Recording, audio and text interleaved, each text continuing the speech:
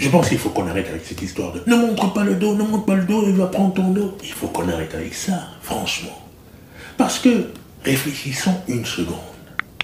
Bonjour, je suis Jean-Serge Moulouba, le spécialiste de tes relations plus épanouies au quotidien. Et réfléchissons une seconde. Un débutant qui arrive au jiu-jitsu brésilien est complètement vulnérable. Il ne sait rien faire. Dès qu'il se retrouve en sparring avec quelqu'un qui est un peu plus avancé, de toute façon, le dos, il va le subir. Il va subir toutes sortes de choses, dont la prise de dos.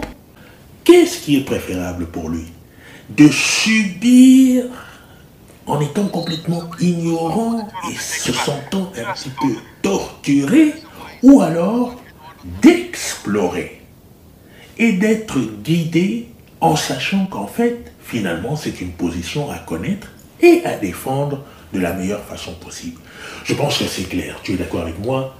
Il vaut mieux qu'un débutant sache très tôt explorer le dos plutôt que de le subir sans savoir ce qui lui arrive.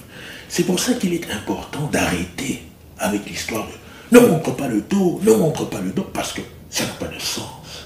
Alors je sais qu'on hérite de ça d'il y a très longtemps, mais aujourd'hui, si on veut vraiment porter l'excellence aux gens, il est bon d'intégrer aussi cette idée que les positions doivent être explorées depuis leur lieu de défense.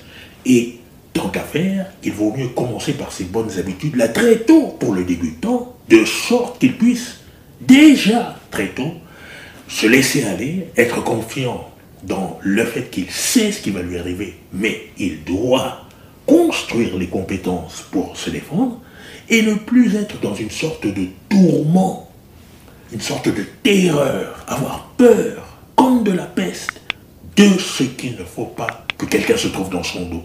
Non, on connaît les formules aujourd'hui de EBI avec l'overtime, qui est le rule set, qui permet aux gens dans le gym de travailler spécifiquement des positions très très dures comme les hand games de la clé de bras ou alors l'étranglement dans le dos.